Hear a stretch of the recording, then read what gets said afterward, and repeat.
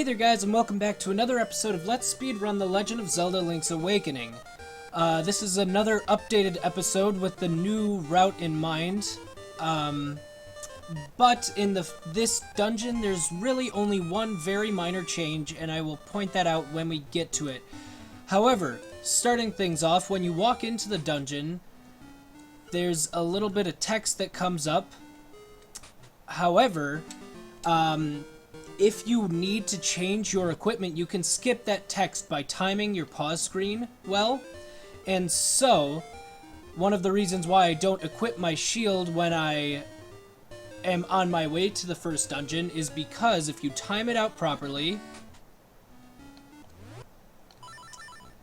right there, you can see that I changed the equipment while skipping the text in the process. I kind of like to time it out to the music, but, you know, whatever way works best for you. So, to start things off, we head over to the left here, slash at these guys while you're kind of not quite on the bottom tile or the top tile, and you should be able to take them both out in one hit. Collect the key, save and quit because it's a little bit faster than heading back the way you came. Head to the left here, try and take out these keys in 2 swings would be the best, but you can do it. You can do it in however many it takes. So there's not really much to note around here, just kind of hug the wall. If you hug the top of the wall here, you can walk right past that guy. Now here, you're going to want to hold out your shield. And just take both of those guys out. It doesn't matter if you kill both of them or knock them both in the pit.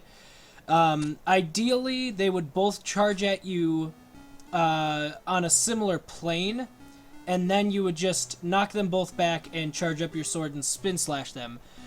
Now here is another example, like we had in the first episode, of damage boosting.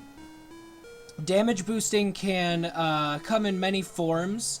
In that case, it helped you get over a pit. In this case, it'll just kind of help you keep moving and not change your momentum at all. So what we're going to want to do is walk over kind of around here while we're walking forward. And that way, the gel is going to knock us back into the center so that we don't have to stop and wait for them. So it kind of just looks like this. It's really not too difficult. You just kind of line it up, save and quit. Immediately equip the feather, Rock's feather, which allows you to jump, and then take out the keys once more. Here, I'm going to kill this mini Moldorm, or, well, okay, I was going to say I'm going to kill it for a little health, because they have pretty frequent health drops, but, I guess not in this case. So, anyway, avoid the Moldorm now. This is the change in the route. Before, we killed that Moldorm and collected this chest that had 20 rupees in it. But because of the extra 10 rupees that we have from not getting the Yoshi doll, we no longer need these 20 rupees. So that's the biggest change in the route, really. I also very well may die. Unless this guy gives me a heart. Nope.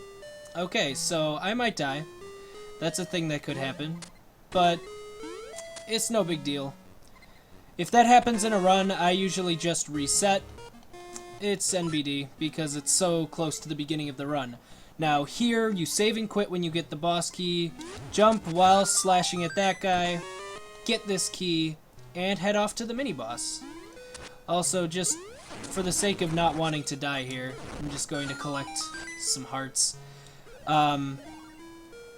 In most cases, it's probably better to sit around and farm for hearts for a little bit, as opposed to dying. So, if you find yourself nervous and low on health, sometimes it's better just to farm for hearts. So upcoming here is the mini-boss, and usually you would use your sword, but they don't expect you to have the bow and arrow at this point in the game. So it's actually really overpowered. So if you just kind of walk into the room like this while mashing the A button, or whatever button your bow is on, fire 2 arrows and he's already dead. That's it. That's all you need to do. There's no more thought given to it. So upcoming here is a boss that I used to have a lot of trouble with as a kid. But if you take advantage of the Rock's Feather, it's actually not quite as difficult as it was when you were younger. So just kind of jump over him when you get the chance, and hopefully avoid getting knocked into the pit. However, there is actually a strategy I want to show you. If you get knocked into the pit, if you mash the feather button like really fast, you should be able to jump right back up. So that saves you the process of moving over this screen, climbing up the ladder. So that is a little strategy if you get knocked into the pit. So, yeah, that just about does it for this episode of Let's Speedrun Legend of Zelda Link's Awakening. And in the next episode, we are going to be traveling to the second dungeon. And